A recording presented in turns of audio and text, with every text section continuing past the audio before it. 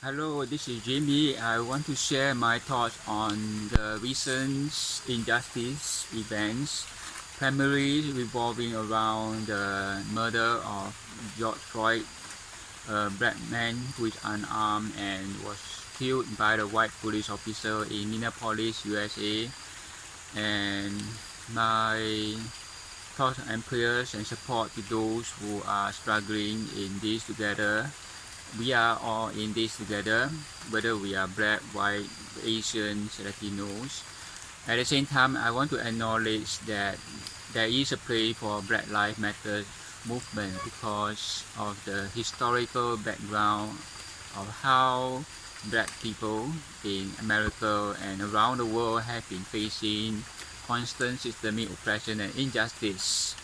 So this is where I stand against police brutality and also anti-black racism. And I would like to share my thoughts on this from the perspective of a book which I read from the Bible. It's the Book of Esther, and I see there is some relevance and some parallel to the story of the injustice that black people go through or have been going through for at least the past few centuries. So to summarize the Book of Esther,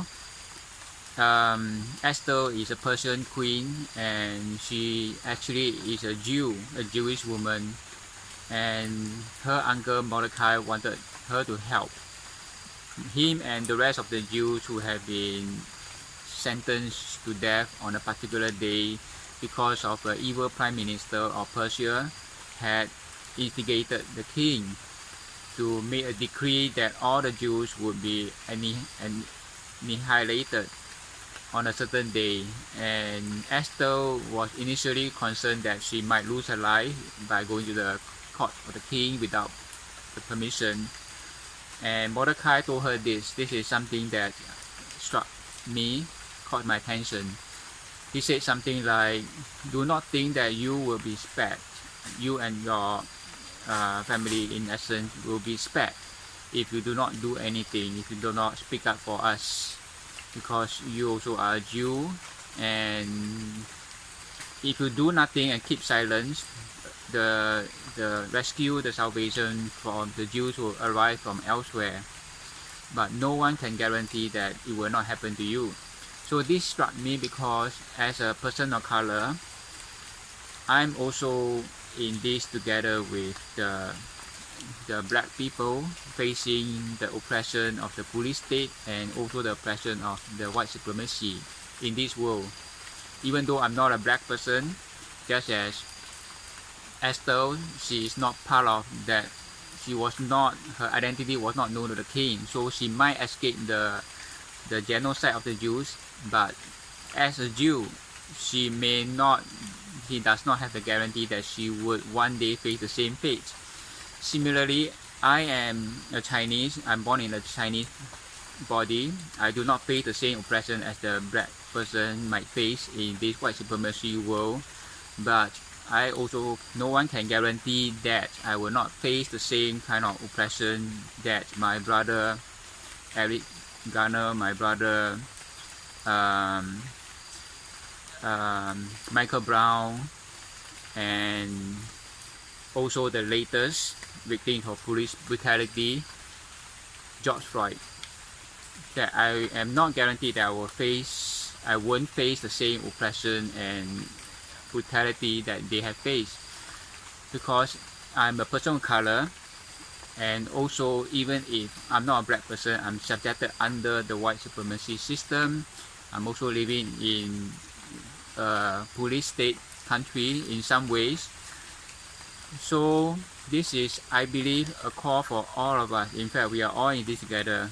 We might not be a black person in particular, but because of the same situation, the same challenges that the black people face, especially if we are a person of color or an indigenous person, and even if you are a white person, because white supremacy is really not about white people. White supremacy is a system, is a mindset that the white race is superior to the other races. So even if you are not a white person, you can also be a white supremacist, whether you are Asian, Black, Latino. So what we are wrestling with is not flesh and blood, but we are wrestling with the principalities and powers, the mindset, the illusion of separation that divide us humanity. We are all one human family. At the same time, I'm not saying all life matters, even though all life do matter. I want to acknowledge that Black lives matter because of the long historical oppression and slavery and discrimination that they have faced down through the centuries. So this is where I stand, and this is the message that I want to bring across to everyone, including myself, as a reminder that as an Asian person, what is my response to this event that virtually the whole world has seen. As a verse in the Bible says, every eye has seen him. It might be referring to Jesus, but remember Jesus also said in one of his messages that whoever does to him, whether it's to give him a glass of water to the least of the brothers, they are doing so to Jesus. So whoever does the same thing to our brother George Floyd, he's also doing the same thing to Jesus. So Christ is everybody. We are all in the same human family, and regardless of our skin color, and we have a responsibility, and we hold ourselves accountable to this ongoing work of anti-racism and anti-police brutality. And this is not a performative or green any brownie points. There is a place for solidarity, there is a place for activism and raising awareness, as well as an ongoing process of seeing how each of us individually can do something in our own means to not support this ongoing oppression. Because Black Lives Matter is not an event, it is not just a trend, it is a daily reality of the lived experience of every single Black person on earth who is facing anti-Black racism, whether it's America, Asia, even in Africa. And also this is ongoing work of anti-oppressive law enforcement. So thank you for listening. There are a lot more that I should have covered, but because of time, and maybe I will do another video to talk more about this complex, sensitive, but essential issue of racism and how we can each individually and collectively uphold racial justice and equality and stand in solidarity.